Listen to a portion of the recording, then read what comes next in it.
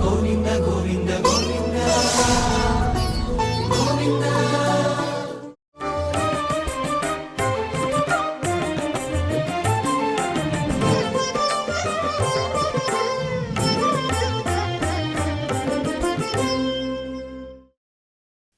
ఓం నమో వెంకటేశాయ.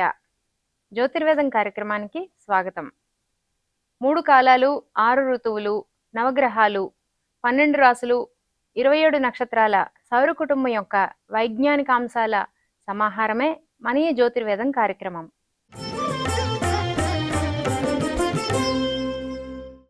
జ్యోతిష శాస్త్రంలోని ద్వాదశ రాశుల యొక్క కారకత్వాల్ని సమగ్రంగా వివరించడానికి మన స్టూడియోకు విచ్చేశారు ప్రముఖ ఆధ్యాత్మికవేత్త, జ్యోతిష శాస్త్రవేత్త ఆచార్య సాగి కమలాకర శర్మ గారు. నమస్కారం గురువు గారు. నమస్కారం అమ్మా. గురువు గారు, జ్యోతిషంలోని రాసులకి కారకత్వాలు అంటారు కదా, ఈ ద్వాదశ రాశులకి కారకత్వాలని ఏ విధంగా నిర్ణయిస్తారో తెలియజేస్తారా? వినా వెంకటేశం ననాథో ననాథ సదా వెంకటేశం స్మరామి స్మరామి. ఓం నమో వెంకటేశాయ. రాశి అన్నప్పుడు కొన్ని నక్షత్రాల గుంపు, పాదాల గుంపు అని చెప్పేసి మనకున్నటువంటి భావన. రాశి అంటే కుప్ప, ధనరాశి, ధాన్యపు రాశి. మేషాది 12 రాశులు పేర్లు మనకు తెలుసు. మేషం, వృషభం, మిథునం, కర్కాటకం, సింహం, కన్యా, తుల, వృశ్చికం, ధనుస్సు, మకరం, కుంభం, మీనం అనేటటువంటి 12 రాశుల యొక్క విధానం ఉంది. గురువు గారు, రాశులకి సరి బేసి కారకత్వాలని ఏ రకంగా నిర్ణయిస్తారు? కారకత్వము అనుకుంటున్నప్పుడు ఆయా రాశులు వేరువేరు రూపాలలో వ్యక్తుల మీద ప్రభావాలు చూపిస్తున్నాయి అని. దాంట్లో పుట్టిన వాళ్ళకి కానీ, దాంట్లో వేరువేరు రకాల భావాలు ఉన్న వాళ్ళకి కానీ, దాంట్లో ఉండేటటువంటి విధానం మారిపోతుంది అని చెప్తాం. అటువంటిప్పుడు ఆ రాశి అనే దానికి ఎట్లా కారకత్వాన్ని నిర్ణయిస్తాము అనేటటువంటిది ఒకటి కావాలి. అసలు రాశి కారకత్వాలు ఏంటి అనేది మళ్ళీ ఒక ప్రశ్న. మనకు జన్మించినప్పుడు కానీ ఆకాశంలో కనబడుతున్నటువంటి ఒక రాశి ఉంటున్నప్పుడు, ఆ రాశి ఈ భూమికి ఎదురుగా ఉంటున్నప్పుడు దాని ప్రభావం ఈ ప్రకృతి మీద ఏమైనా ఉంటే, రాశి ప్రభావం ఎట్లా ఉంటుందంటే ఆ రాశి ఉదయించినప్పుడు ఈ ప్రకృతిలో వచ్చిన మార్పే రాశి ప్రభావం తప్ప ఆ రాశికి ప్రభావం ఏముండదు. ఆకాశంలో అక్కడెక్కడో ఉండేటువంటి నక్షత్రాలకు సంబంధించి ఈ భూమి మీద ఏం ప్రభావం ఉంటుందండి అని చెప్పేసి అందరూ అంటుంటారు. అది కాదు. అది ఈ భూమి ఉదయించినప్పుడు ఇక్కడ ఉన్న వ్యక్తికి ఇటు కనపడుతుందా, అటు కనపడుతుందా, అటు కనపడుతుందా, అది కనపడ్డప్పుడు ఈ అట్మాస్ఫియర్లో వచ్చిన మార్పు ఏంటి, దీన్ని అధ్యయనం చేయడానికి అది ఒక మైల్ స్టోన్గా పెట్టుకున్నాం. మైల్ స్టోన్గా పెట్టుకున్న తర్వాత ఈ మేషాది రాశులను మనము ప్రత్యేకంగా తయారు చేసుకున్నాం. రిపీటెడ్నెస్ ఒకే అంశాన్ని 10 సార్లు చూసిన తర్వాత దాదాపుగా సామ్యంగా ఉన్న అంశాలన్నింటినీ ఒక దగ్గర పెట్టడమే కారకత్వం. అటువంటి కారకత్వాలన్నింటినీ ఒక దగ్గర పెట్టుకుంటే మనకు కనిపించిన దాంట్లో మొట్టమొదటగా మనం రాసులను విభజించుకోవడం అలవాటు కావాలి. 12 రాసులకు ఒకే రకంగా కారకత్వాలు ఎట్లా చెప్తామండి అని చెప్పేసి అంటే కాదు, కారకత్వాలను విభజన చేయటం అనేది ఒకటి ఉంది. ఎలా విభజన చేయాలంటే మొట్టమొదటి రాసులను 2 భాగాలు చేసి పారేయండి అన్నారు. ఏం భాగాలు అని చెప్పేసి అంటే, ఒకటి బేసి రాసులు, ఒకటి సరి రాసులు అని 2 పడేయండి అన్నారు. దీన్నే సంస్కృతంలో ఓజో రాసులు, యుగ్మ రాసులు అని పేరు పెట్టారు. ఈ ఓజో రాశులు, యుగ్మ రాశులను విభజించేసినప్పుడు ఆడ్ అండ్ ఈవెన్ ఈ పదాలు 1, 3, 5, 7, 9, 11, 2, 4, 6, 8, 10, 12 ఈ గ్రూప్స్ ఇట్లా వేరువేరుగా చూడండి. అంటే ఇప్పుడు ఏమేమి వస్తున్నాయి? మేషం, మిథునం, సింహం, తుల, ధనుస్సు, కుంభం. ఈ 6 ఒక రకమైన గుంపుగా మారిపోయినాయి. ఇంత క్లియర్గా మనం అర్థం చేసుకోవాలి. కారణం ఏంటంటే రాబోయే దాంట్లో కాంప్లెక్సిటీ పెరుగుతూ వస్తుంది కాబట్టి. బేసి, సరి చాలా ఈజీ డివిజన్ ఇది. సరి రాశులకు ఏమేమి వస్తున్నాయి? వృషభం, తర్వాత కర్కాటకం, కన్య, వృశ్చికం, మకరం, మీనం. ఈ 6 రాశులు మనకు వేరువేరుగా కనపడ్డాయి. మరి బేసి రాశి వాళ్ళల్లో కామన్గా కనిపించింది ఏంటి అనేటప్పుడు అది కామన్గా చూడటం మొదలుపెట్టారు. ఈ ప్రకృతిలో బేసి రాశుల్లో పుట్టినటువంటి వాళ్ళు కానీ, అంటే అది రాశిగా కానీ లేదా లగ్నంగా కానీ ఉన్నటువంటి వ్యక్తులు ఎట్లా ఉన్నారు వాళ్ళు అంటే, వాళ్ళందరిలోనూ కూడా ఒక పురుషత్వం కనిపించింది. అంటే పురుషత్వానికి స్త్రీత్వానికి తేడా ఏమిటంటే, దేహశక్తి బాగా ఉన్నవాడు పురుషుడు, బుద్ధిశక్తి బాగా ఉన్నటువంటి స్త్రీ. సౌమ్యంగా కనిపించేటటువంటిది స్త్రీ, కొంచెం బలంగా కనిపించేటటువంటి వాడు పురుషుడు. అందుకే బ్యూటీ అని అమ్మాయిని అంటారు, హ్యాండ్సమ్ అని అబ్బాయిని అంటారు. అబ్బాయిని బ్యూటీ అనరు. అందుకని ఈ తత్వంలో చూసినప్పుడు బేసి రాసులన్నీ పురుష రాసులు లేదా పరుష రాసులను పేరు పెట్టారు. సరిరాసులకు సౌమ్య రాసులు లేదా స్త్రీ రాసులను పేరు పెట్టారు. ఈ తత్వం ఏంటి ఇప్పుడు? బేసి రాసుల్లో అన్నిట్లో కూడా ఈ పురుషుడు చేసే పనులకు సంబంధించినటువంటి విశేషాలకు సంబంధించిన సమాహారాలు కనపడతాయి. సరిరాసుల లోపల సౌమ్యత్వంతో కూడుకున్న ప్రశాంతత, మెత్తడిదనం కనపడుతూ ఉంటుంది. అట్లనే స్త్రీలందరూ దీంట్లోనే పుట్టాలి, పురుషులందరూ దీంట్లోనే పుట్టాలని ఏమీ లేదు. స్త్రీలలోనూ పారుష్యం ఉన్నటువంటి వ్యక్తులు ఉంటారు, పురుషుల్లోనూ సౌమ్యత్వం కలిగిన వాళ్ళు ఉంటారు. స్త్రీల లోపల పెద్ద పెద్ద పైలట్స్ తయారవుతున్నారు, షూట్స్ చేసేవాళ్ళు ఉన్నారు, ఐపీఎస్ ఆఫీసర్లు ఉండేసి ఎక్కడికక్కడ అందరినీ కూడా కట్టడి చేయగలిగిన వ్యక్తులు ఉంటారు. పురుషుల్లో చాలా మెత్తగా ఇంట్లో ఏదో చిన్న చిన్న పనులు చేసుకుంటూ హాయిగా ఇంట్లో కుటుంబం చూసుకుందాంలే, ఇవన్నీ ఎందుకు నాకు అనుకోగలిగిన మెత్తటి జీవులు ఉంటారు. అనవసరంగా ఎందుకు గొడవలకు పోవటం. ఈ రకంగా ఉన్నప్పుడు ఏ రాశిలో పుట్టినప్పటికీ కూడా ఆయా రాసుల్లో ఉన్న వ్యక్తుల యొక్క తత్వం తెలియడానికి ఇది పనిచేస్తుంది. నేను బేసి రాశి వాడిని అనుకున్నప్పుడు తెలియకుండానే నాలో కొంత పురుషత్వం, పరుషత్వం ఉంటుంది. నేను సరిరాశి వాడిని అంటే ఈ బేస్ వాయిస్ ఇవన్నీ అంటుంటాం కదా, అట్లా సరిరాశి వాడిని అన్నప్పుడే గొంతులో కానీ, మాటల్లో కానీ, శరీరం రూపురేఖల్లో కానీ కొంత మార్ధవ్యం కనపడుతుంది. మృదుత్వం అంటాం. చూడటానికి పురుషులు కూడా చాలా అందంగా కనిపించే వాళ్ళు కొంతమంది ఉంటారు చూడగానే. స్త్రీలు కూడా చాలా పటిష్టంగా బలంగా కనపడే వాళ్ళు ఉంటుంటారు. 6 రాసులు ఒకవైపు, 6 రాసులు ఒకవైపు. ఈ విషయాలు మొట్టమొదటి గుర్తుపెట్టుకోవాలి. నేను బేసి, నేను సరి అన్నప్పుడు నాలో సౌమ్యత్వం ఉందా, పారుష్యం ఉందా, ఈ విషయాలు గుర్తుపెట్టుకోవాలి. గురువుగారు, రాసులకి చరరాశులు, స్థిర రాశులు, ద్విస్వభావ రాశులు అంటారు కదా, వీటిని ఏ రకంగా నిర్ణయిస్తారు? స్వభావము, దానికి సంబంధించిన సొంత భావం. ఏమిటయ్యా స్వభావ సంబంధమైన విభజన అంటే, దానికి రాసులను 3 భాగాలు చేస్తారు. దీంట్లో 2 భాగాల నుంచి 3 భాగాలకు మార్చేస్తారు. ఏం విభజన అవి అంటే, ఒకటి చరము, రెండవది స్థిరము, మూడవది ద్విస్వభావము. మొదటిది చర స్వభావము, రెండవది స్థిర స్వభావము, 3 చర స్థిర కలిపిన ద్విస్వభావం. చర స్థిర ద్వి స్వభావాలతో కూడుకున్న డివిజన్ చేసినప్పుడు ఇది ఎక్కడి నుంచి లెక్క పెట్టాలంటే మళ్ళీ మేషం నుంచి లెక్క పెట్టుకోండి అన్నారు. ఇప్పుడు లెక్క పెడితే మేషం చర, వృషభం స్థిర, మిథునం ద్వి, కర్కాటకం చర, సింహం స్థిర, కన్య ద్వి, తులా చర, వృశ్చికం స్థిర, తర్వాత ధనుస్సు ద్వి, తర్వాత మకరం చర, ఆ తర్వాత కుంభం స్థిర, మీనం ద్వి. దీంట్లో మళ్ళీ విభజన చేసినప్పుడు ఒక చర స్వభావం లోపల ఉండేటటువంటి లక్షణాలు స్వభావం అని అన్నాం. మామూలుగా మీ స్వభావం ఏంటండి అంటుంటారు, వాడి స్వభావం అంతేరా అంటుంటాం. ఆ స్వభావంలో చరరాశుల్లో పుట్టినటువంటి వాడు ఎట్లా ఉంటాడు? వాడికి ప్రయాణాలు ఇష్టం, చరం కదా, ఒక దగ్గర ఉండడు, తిరగాలని ఇష్టం, లీడర్షిప్ క్వాలిటీస్ బాగా ఇష్టం, తిరుగుతూ ఉన్నవాడే ఈ లీడర్గా ఉంటుంటాడు. ఒక దగ్గర స్థిరంగా ఉన్నవాడికి అట్లా ఉండవు. అవన్నీ నాకు ఎందుకు, హాయిగా ఉంటాను, తిరగాలి, లీడర్షిప్ క్వాలిటీస్ మెయింటైన్ చేస్తూ ఉండాలి, నలుగురిలో జ్ఞానం పెంచాలి, ఆసక్తిని పెంచాలి, నేను వాళ్ళకు మోటివేటర్గా ఉండాలి. చర ఆస్తుల మీద దృష్టి స్థిరాస్తుల కన్నా కూడా. ఎందుకంటే ఎప్పటికైనా ఇవన్నీ మామూలే, ఎప్పటికైనా వెళ్ళిపోయేదే. పేరు ప్రఖ్యాతుల మీద పెట్టేటటువంటి దృష్టి ఈ స్థిరాస్తుల మీద, వాటి మీద పెట్టరు వీళ్ళు. ఎవరెవరు వస్తారు వీళ్ళు? అటువైపు మేషము, ఇటు కర్కాటకము, ఇటు తుల, అటు మకరం. మేష, కర్కాటక, తుల, మకర అనేటటువంటి 4 చరరాశుల కిందకి వస్తాయి. వీటిల్లో అన్ని మరి బేసి రాశుల, అన్ని సరిరాశుల అంటే మేషం బేసి రాశి విత్ చర, కర్కాటకము సరిరాశి విత్ చర, తుల బేసి రాశి చర, మకరం సరిరాశి విత్ చర. ఈ కాంబినేషన్స్లో మార్పు కనపడుతూ ఉంటుంది. కాబట్టి చరరాశుల వాళ్ళందరూ కూడా ఈ 4 రాశుల్లోనూ మేషం అటువంటిది, మనకు కర్కాటకం అటువంటిది, తులారాశి అటువంటిది, మకర రాశి అటువంటిది. తమకు ఉండేటటువంటి దానికన్నా ఈ లోక సంపదలు, లోక వ్యవహారాల కన్నా కూడా అప్పటికప్పుడు కలిగే గుర్తు కానీ, లేదా తన తర్వాత గుర్తింపు కోసం కానీ అనేక రకాలుగా పాటుపడుతూ తమను తాము ఉన్నతి వైపు తీసుకెళ్లే ప్రయత్నం చేసుకుంటూ ఉంటారు. ఇది చరం, కదలికలతో కూడుకున్నటువంటి. మనోభావాల కదలికలు ఎక్కువగా ఉంటాయి, శారీరకమైన కదలికలు కూడా అవసరాన్ని బట్టి చేస్తూనే ఉంటారు. ఇక నెంబర్ 2 ఎవరు? స్థిర స్వభావం.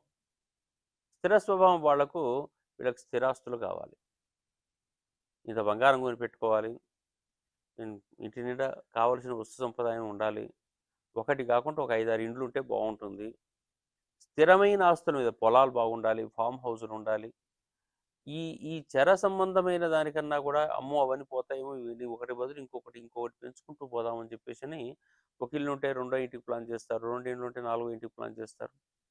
మొదటి వాడేమో చెరరాశి వాడు కార్లు బాగుంటే బాగుంటుంది, తిరగాలి కదా, అవన్నీ చూసుకుంటాడు. కారు ఎందుకండి, కారు లేకుండా వస్తుంది, కానీ నాకు ఇల్లు ఉండాలి అని చెప్పేసి ఇంటి మీద దృష్టి పెడతాడు. సుఖపడటానికి ఎక్కువ ఇష్టపడతాడు. ఆత్మవిశ్వాసం బాగానే రెండు చోట్ల ఉంటుంది, కానీ వీళ్ళకు ఉండేటువంటి దానికన్నా వాళ్ళకి ఎక్కువగా ఉంటుంది చరస్వభావం వాళ్ళకు.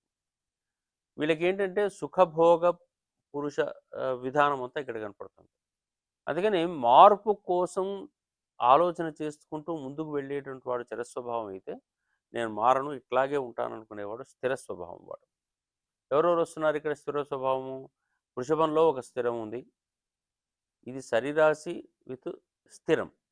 అక్కడ సింహం లోపల కనపడుతుంది, ఇది బేసి రాశి స్థిరం. మళ్ళీ తుల లోపల, తుల వృశ్చికం లోపల మనకు స్థిర రాశి కనపడుతుంది, ఇది శరీరాశి అవుతుంది. మళ్ళీ ఏమైంది, కుంభరాశిలో కనపడుతుంది, కుంభంలోను బేసి రాశి విత్ మనకు స్థిర రాశి. ఈ రెండు రకాలుగా మార్పులు వచ్చేసరికి ఆలోచన విధానాల్లో మార్పులు వచ్చేస్తుంటాయి. అందుకని కాంబినేషన్ అంటుంటాం, ఒక రాశి కారకత్వాలు is the composition of maximum items. స్థిరం వాడి అభిప్రాయాలు ఇట్లా ఉంటాయి.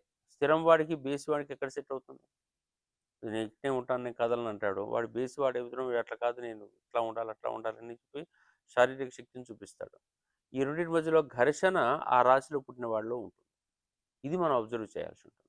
సరి బేసి అనేటటువంటి రెండు రాశుల తర్వాత మూడవది మనకు రాశి చక్రం దక్షిణ భారతదేశంలో వేసినటువంటి కారణం చూసేటట్టయితే 4 మూలల్లో కనిపించేవి మిథున, కన్య, ధనుర్, మీనాలు 4 కూడా ద్విస్వభావాలు అంటాం. మిథున కన్యలకు బుధుడు అధిపతి, ఇటు వీటికి గురుడు అధిపతి, ధనుర్మీనాలకు. ఇటు చరస్థిర కాక మిగిలిన 4 కూడా ఇవే. మిథునము, కన్య, ధనుర్మీనాల్లో పుట్టినటువంటి వ్యక్తులకు 2 స్వభావాలు కలిసి ఉన్నాయంటే అర్థం ఏంటి? ఇక్కడ చరస్వభావం సగం ఉంది, స్థిర స్వభావం సగం ఉంది. ఈ 2 రాశుల యొక్క కలయికలు మనకు కనపడుతున్నాయి. అంటే వీళ్ళలో కూడా పూర్తిగా ఒక రకంగా చెప్పాలంటే వీళ్ళు కొంచెం 2 స్వభావాలు అవసరానుకూలంగా ఇటు ఉంటారు, అటు.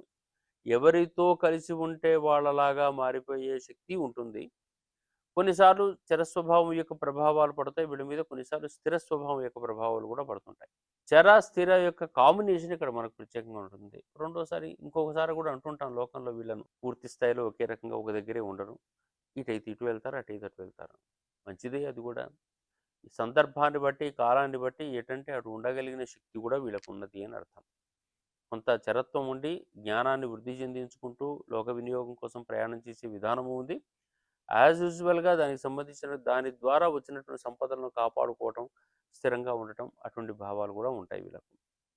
ఇది మనకు కనిపించే బ్రాడ్ అవుట్లుక్ ఆఫ్ చర స్థిర ద్వి స్వభావాలకు సంబంధించిన అంశం. ద్విస్వభావాల్లో కూడా మీకు ఎట్లా కనపడుతుంది? మిథున రాశి ఉంది, ఒక దుస్వభావం. మరి అక్కడ బేసి రాశి. కన్యా రాశి శరీరాశి, ద్విస్వభావం. ధనుస్సు రాశి బేసి రాశి విత్ ద్విస్వభావం. మీనరాశి శరీరాశి విత్ ద్విస్వభావం. 2 కాంబినేషన్లలోనే ఆలోచన విధానాల్లో వైవిధ్యం కనపడుతుంది. 2 కాంబినేషన్స్ ఇప్పుడు మనం మాట్లాడుకుంది. ఒకటి బేసి సరి, ఒకటి చరాస్థిర ద్విస్వభావం. ఏదైనా ఒక రాశి తీసుకుంటే, ఉదాహరణకు మకరం అన్నాం, శరీరాశి విత్ మనకు చరరాశి. చరము సరి ఒక దగ్గరికి సెట్ కావు. అందుకని అతనిలో చిన్న ఘర్షణ ఉంటుంది, కదలాలని కోరిక ఉంటుంది, సౌమ్యంగా ఉండాలనే భావన ఉంటుంది. ఎట్లా సెట్ అవుతాయి? మేషం లాంటివి సెట్ అవుతాయి. ఇది బేసి రాశి, చరరాశి కాబట్టి వానే పరిగెత్తుతాడు, నేను చేయగలను, చేస్తాను అని. కానీ ఇది సెట్ కాదు. ఈ ఘర్షణనే ఈ జీవితం లోపల వచ్చేటటువంటి భావాలు. అందుకని జాతకాన్ని అధ్యయనం చేసే సందర్భంలో రాశికారకత్వం అని చెప్పేసినప్పుడు ఒక రాశి వెనక ఇన్ని తత్వాల గురించి ఆలోచన చేస్తే, ఆ రాశిలో పుట్టినటువంటి వాడు ఈ లోకంలో తన బిహేవియర్ను ప్రదర్శించేటప్పుడు ఈ తత్వాలన్నీ అతని బ్యాక్గ్రౌండ్లో డిఎన్ఏ రూపంలో ఉంటాయి. కర్మ సిద్ధాంతం వైపు వెళ్తే ఆ రాశిలో ఎందుకు పుట్టాడంటే ఏం చెప్తాం? అక్కడే ఎందుకు పుట్టాలి? వేరే దాంట్లో పుట్టచ్చు కదా. మరి ఆ రాశిలో పుట్టాడంటేనే అక్కడ ఏదో సమస్య ఉంది అని అర్థం. అతని పూర్వకర్మకు సంబంధించినటువంటి ప్రభావం అది అక్కడ ఉంది అని అర్థం. ఇట్లా 2 కాంబినేషన్స్లో మనకు కనపడుతున్నాయి. స్వభావ రీత్యా విభజనలో చరస్వభావం, స్థిర స్వభావం, దుస్వభావం. గురుగారు, మేషం అగ్నితత్వ రాశి, వృషభం భూతత్వ రాశి అంటాం కదా, ఈ తత్వాల్ని రాశులకి ఏ రకంగా నిర్ణయిస్తారు? దీనిని తాత్వికమైన లేదా తత్వ సంబంధమైన విభజన అంటారు.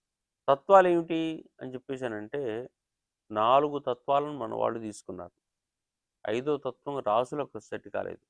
గ్రహాల్లో ఒకదానికి సెట్ అయింది తప్ప రాశులకు సెట్ కాలేదు. ప్రకృతిలో ఉన్న పంచభూతాలలో 4 భూత తత్వాలను తీసుకున్నారు.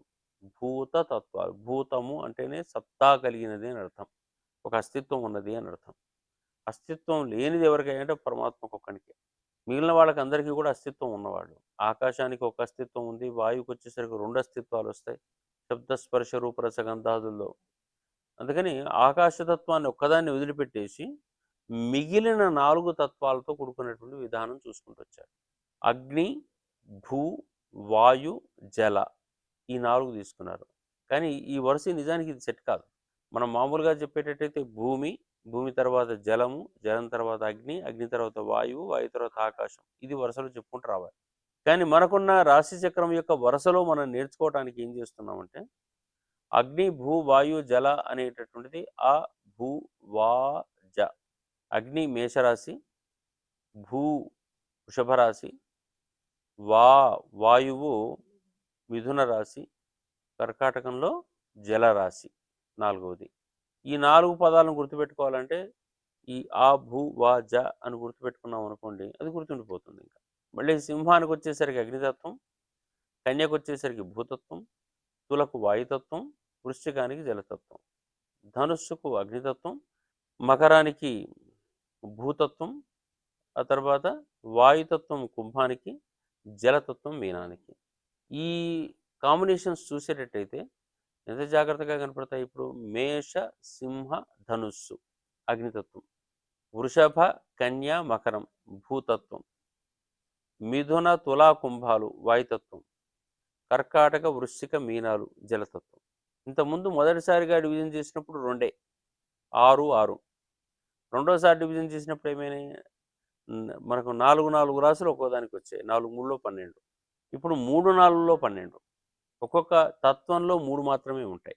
ఒక రాశిని ఇప్పుడు ఎస్టిమేట్ చేసినప్పుడు అది బేసి, చరము, తత్వము, ఈ 3 మీద కలిపి చూస్తే అతని వ్యక్తి యొక్క తత్వం తెలుస్తూ ఉంటాం. అగ్నితత్వంలో పుట్టాడు, లేదా వాయుతత్వంలో పుట్టాడు, జలతత్వంలో పుట్టాడు, వాడి లక్షణం ఏంటి మరి అన్నప్పుడు మనకేం అర్థం కావాలి, అసలు వీడి తత్వం ఏంటో అర్థం కావాలి.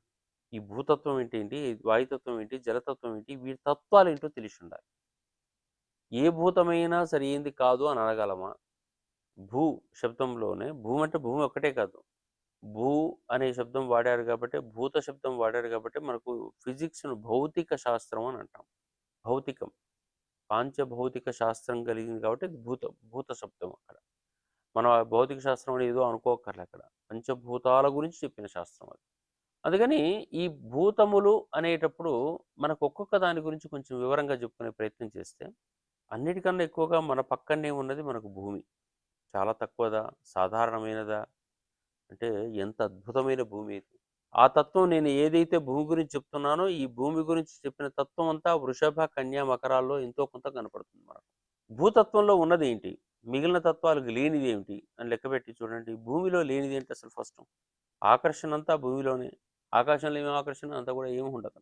దీని మీదనే చెట్లు ఉన్నాయి, దీని మీదనే జలాలు ఆధారపడ్డాయి, దీని మీదనే కొండలు ఉన్నాయి. ఆకాశం నుంచి తీస్తే, పిక్చర్ తీస్తే అందంగా కనపడుతుంటే ఒకటి కనిపించే తత్వం ఉంది. అసలు భూమి కనిపించడానికి సిద్ధపడుతుందంటే భూతత్వం వాడు కనిపించడానికి సిద్ధపడతాడు. నేను అపియర్ కావాలి, అలంకరంగా ఉండాలి, నలుగురికి కనపడాలి. ఎవరెవరు ఉండాలి ఇప్పుడు? వృషభం, కన్య, మకరం భూతత్వంలో. దాంతోపాటు ఇంకేముంటాయి అంటే, భూమి లోపల బయట చూసుకునేటట్టయితే ఇన్ని రకాల సంపదలు భూమి లోపల ఉన్నాయి. మీకు అగ్నిలో, వాయువులో సంపదలు ఉంటాయా? సంపదలకు నిలవైనటువంటి ఒకే ఒక ప్రదేశం మనకు భూమి. ఇంకా మిగిలిన ప్రదేశాలు ఎక్కడా లేదు. ఎన్ని సంపదలు ఉన్నాయి అని ఆలోచన చేస్తే, బంగారం భూమి నుంచే రావాలి.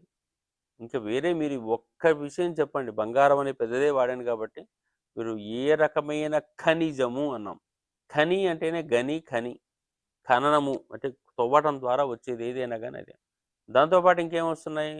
నీళ్ళు ఎక్కడ దొరుకుతాయి మనకి? ఇప్పుడు భూమి మీద ఆధారపడే కదా దొరికేది. భూమి లోపల కూడా నీళ్ళే ఉన్నాయి కదా. మనం బోర్వెల్స్ ఎక్కడి నుంచి చేస్తున్నాం అంటే అడుగున్న నీళ్లు దొరుకుతున్నాయి. ఇవాళ మనకు కొంచెం గ్యాసు, పెట్రోలు అనే పదం వాడుతున్నాం కదా, సహజ వాయువులు. మరి అది ఎక్కడ దొరకాలి? అంటే ఎంత కాస్ట్లీ అండి ఇప్పుడు భూమి. ఆధారపడిన వృక్షము ప్రొడక్టివిటీ అనేటటువంటిది మీకు ఏ ఇతర భూతంలో లేదండి. సంతాన సంబంధము అనుకున్న, ప్రొడక్టివిటీ అనుకున్న, ఎక్సెప్ట్ ఎక్సెప్ట్ భూతత్వం ఇంకా దేనిలో ప్రొడక్టివిటీ లేదు. మీకు గింజ వేస్తే పండేది ఎక్కడ పండుతుంది చెప్పండి? ఇంత భూమి ఉంటే చాలు అనుకునేటువంటి పరిస్థితిలో ఉన్నాం కదా. ఈ భూ శబ్దం అంత గొప్పది. అందుకని మ్యాక్సిమం ప్రొడక్టివిటీ అంతా ఉన్నటువంటిది ఈ 3 రాసుల్లో. అందుకని సంతాన స్థానాల్లో కనుక ఉండేటట్టు బ్రహ్మాండమైన సంతానం చెప్తాం. సరే వేరే గ్రహాలు ఉంటున్నప్పుడు వేరే చెప్తాం. ప్రొడక్టివిటీ, సంపదలను సమకూర్చుకునే విధానం, దాచుకునే విధానం, కావలసినంత సంపద. ఇంతకు మించి ఎందుకండి, ఆ రాయి కూడా ఇవాళ పెద్దదైనటువంటి పరిశ్రమ కదా. వాళ్ళ రోజుల్లో రాళ్ళు అమ్ముతున్నారు కదా, భూమి మీద వేసుకునే రాళ్ళు అయితేంది, ఎటువంటిదైనా రాయి. రాయి అనేక రూపాల్లో రాళ్ళన్నీ కూడా భూమిని ఆధారపడి ఉన్నాయి కదా, భూమిలో భూమి పైన. సరే ఏది మనకు భూమి మీద కాస్ట్లీ కాదు? ప్రొడక్టివిటీ ఇక్కడే ఉంది, చూడటానికి అందము ఇక్కడే ఉంది, వనాలన్నీ ఇక్కడే పెరుగుతున్నాయి. ఆ తర్వాత లోపల భూమి లోపల అనేక రకాలైన, గర్భం లోపల అనేక రకాల ఖనిజాలు ఉన్నాయి, అపరిమితమైన అగ్ని ఉంది. కానీ మరి దాంతోపాటు ఇంకేమేమి ఉన్నాయి? దీంట్లో మంట ఉంది. లోపలికి వెళ్ళి తవ్వి చూస్తూ ఉండండి, వేడి పెరుగుతుంది భూమి లోపల. శబ్దస్పర్శ రూపరసగంధాదులు 5 గుణాలు కలిగినటువంటిది ఇది. కాబట్టి ఆకర్షణ ఎక్కువ దీనికి. అందుకని తప్పనిసరిగా భూమి అనేటటువంటి కారకత్వంలో పుట్టినటువంటి వ్యక్తులు ఎవరైతే ఉంటుంటారో వాళ్ళకి ఈ సంపదల మీద మమకారం ఎక్కువగా ఉంటుంది. అదేవిధంగా వీటిని దాచుకోవటం, అలంకరించుకోవటం, జాగ్రత్త పడటం, తమ సంపదలను పెంచుకోవటం, ఈ థాట్స్ ఉంటాయి. అది జరుగుతుందా లేదా అనేది వాళ్ళ వాళ్ళ కర్మను బట్టి ఉంటుంది. కానీ ఆలోచనలు మాత్రం దీని మీద దృష్టి పెడతాం. అంటే మనము ఏదైనా కారకత్వాన్ని నిర్దేశించేటప్పుడు ఒకటి తత్వరీత్యా చూస్తే ఇది భూతత్వము అనుకున్నప్పుడు బేసిది భూమియే కాబట్టి దాని గురించి మాట్లాడుతుంటే ఆ తత్వాన్ని బేస్ చేసుకుని మనం ఆలోచన చేస్తే భూమి యొక్క లక్షణం అంతా ఈ వ్యక్తుల్లో ఉంటుంది. ఇట్లా ఆపాదింప చేసుకునేటప్పుడే ఇంకా స్పష్టంగా వస్తుంటాయి. శరీరం అంతా భూతత్వానికే సంకేతం. బయటికి కనిపించేది రూపం కదా. రూపము లోపల ఉండేటటువంటి వెలుతురు, గాలి, ఆ తర్వాత నీళ్లు ఇవన్నీ కనపడట్లేదు మనకు. రూపముగా కనపడుతుంది ఇది భూతత్వం. దీన్ని జాగ్రత్తగా పెట్టుకోవడం కూడా వీళ్ళదే బాధ్యత. అందుకని దేహ సంబంధమైనటువంటిది కానీ, వ్యక్తి సంబంధమైనది కానీ, సంపదల సంబంధమైనది కానీ, ఏ అంశంలోనైనా భూతత్వము అనేటప్పుడు భూమికి సంబంధించింది. మరి ఇవి ఎక్కడ కనపడతాయి అంటే ఈ 3 రాసుల్లో కనపడతాయి. ఈ 3 రాసులను ఒక్కసారి మీరు గమనించేటట్టయితే వృషభము, కన్య, మకరం. వృషభము సరిరాశి, వృషభము స్థిర రాశి, వృషభము భూతత్వ రాశి. కన్య సరిరాశి, కన్య ద్విస్వభావ రాశి, కన్య భూతత్వ రాశి. మకరంలోకి వచ్చేసరికి చరరాశి, మకరం సరిరాశి, ఆ తర్వాత మకరానికి వచ్చేసరికి ఇప్పుడు చెప్పింది భూతత్వ రాశి. అంటే ఒక చర, ఒక స్థిర, ఒక ద్విస్వభావ, ఇట్లా మనకు చూసుకుంటే దాని తత్వమే మారిపోయింది ఈ విషయం లోపల. అంటే ఒక్క రాశికి సంబంధించిన దాంట్లో ఒక తత్వాన్ని మనం ఆపాదింప చేసుకుంటే దాని ఆలోచన మారిపోతుంది. ఇది అన్వయం చేసుకుంటున్న కొద్దీ ఈ కారకత్వాన్ని ఆ దాంట్లో పుట్టిన వాళ్ళ యొక్క లక్షణాలను మనం బాగా ఎనాలిసిస్ చేయగలుగుతూ వస్తుంటాం అన్నమాట. అట్లా ఈ కారకత్వాన్ని అధ్యయనం చేయాలి. మిగిలిన కారకత్వాలు మళ్ళీ మనం వరుసలో అధ్యయనం చేద్దాం కాక. రాసుల కారకత్వాల్ని సమగ్రంగా వివరించినందుకు శ్రీ వెంకటేశ్వర భక్తి ఛానల్ తరపున మీకు మా ధన్యవాదాలు. నమస్కారం అమ్మా. జ్యోతిష శాస్త్రంలోని మరిన్ని వైజ్ఞానిక విశేషాంశాలతో జ్యోతిర్వేదం తరువాయి భాగంలో మళ్ళీ కలుసుకుందాం. ఓం నమో వెంకటేశాయ.